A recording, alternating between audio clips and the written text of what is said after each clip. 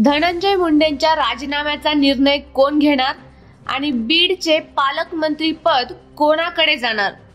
नमस्कार, राजमुद्रा news live मध्ये आपलं सर्वांचं मनपूर्वक स्वागत। अधिवेशनाच्या एक दिवस आधी मंत्रिमंडळाचा विस्तार आणि अधिवेशनाच्या शेवटच्या दिवशी खात्याचे वाटप करण्यात आले असले तरी अजूनही पालकमंत्री पदाचे वाटप करण्यात आलेले नाही। त्यात संतोष देशमुख यांच्या हत्येनंतर बीडचे पालकमंत्री पदही चांगले चर्चेत आले आहे। मागील सरकारमध्ये धनंजय मुंडे बीडचे पालकमंत्री होते, मात्र यावेळी पालकमंत्री कोण होणार याकडे सगळ्यांचंच लक्ष लागलं आहे।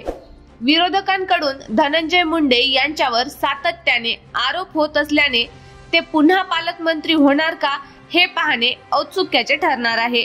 अशा वेळी बीडच्या पालकमंत्री पदाबाबत बोलताना मुख्यमंत्री देवेंद्र फडणवीस यांनी महत्त्वाचे वक्तव्य केलेले आहे। बीडचा पालकमंत्री कोण असणार याबाबतचा निर्णय मी, अजित पवार आणि एकनाथ शिंदे आम्ही मिळून घेऊ। बीडमध्ये कोणाची दादागिरी चालू देणार नाही असे देखील फडणवीस यांनी यावेळी म्हटले आहे। सरपंच संतोष देशमुख हत्या प्रकरणाच्या पार्श्वभूमीवर मंत्री धनंजय मुंडे यांच्या राजीनाम्याबाबत उलटसुलट चर्चा सुरू असताना महायुतीच्या नेत्यांकडूनही शुक्रवारी सूचक विधान करण्यात आले आहे। धनंजय मुंडे यांच्या राजीनाम्याबाबत पक्षश्रेष्ठी निर्णय घेतील असे विधान नेत्यांकडून करण्यात आले आहे। बीड जिल्ह्यातील केज तालुक्यातील मस्साजोगचे सरपंच संतोष देशमुख यांचे अपहरण करण्यात आले होते, त्यानंतर त्यांची हत्या देखील करण्यात आली। या घटनेने राज्यभरात खळबळ उडाली। संतोष देशमुख हत्या प्रकरणानंतर आता महाराष्ट्रात वातावरण चांगलेच तापले आहे। देशमुख यांच्या हत्येनंतर आरोप प्रत्यारोप सुरू असल्याचे पाहायला मिळते आहे।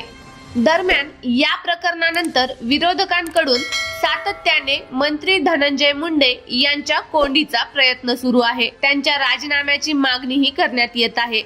त्यावर महायुतीच्या नेत्यांकडून सूचक प्रतिक्रिया देण्यात आली आहे। धनंजय मुंडे यांच्याबाबत पक्षश्रेष्ठी निर्णय घेतील यावर आम्ही भाष्य करणे योग्य नाही असे गिरीश महाजन यांनी म्हटले आहे। तर राष्ट्रवादी काँग्रेस पक्षाचे नेते आणि मंत्री हसन मुश्रीफ यांनीही अशीच प्रतिक्रिया दिली आहे। धनंजय मुंडे यांच्याबाबत पक्षश्रेष्ठीच निर्णय घेतील असे हसन मुश्रीफ यांनी देखील म्हटले आहे। त्यामुळे आता यावरून चर्चेला उधाण आले आहे। बीडमध्ये ज्या घटना घडत आहेत त्यामुळे जातीय तणाव वाढतो, त्यामुळे या घटना गांभीर्याने घ्यायला हव्यात। अशा ठिकाणी कायदा सुव्यवस्था राखण्यासाठी चांगल्या अधिकाऱ्यांची गरज आहे असे मत सामाजिक न्याय मंत्री संजय शिरसाट यांनी शुक्रवारी व्यक्त केले।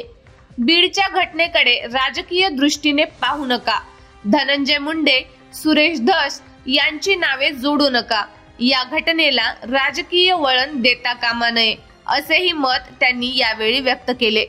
तर तुम्हाला काय वाटतं, बीडमध्ये कोणाची दादागिरी चालू आहे, बीडचा पालकमंत्री कोण होणार आणि बीडमध्ये ह्या विविध घटना घडत आहेत त्याबद्दल तुमचे काय मत आहे हे कमेंट करून आम्हाला नक्की कळवा आणि पाहत रहा राजमुद्रा न्यूज लाईव्ह। धन्यवाद।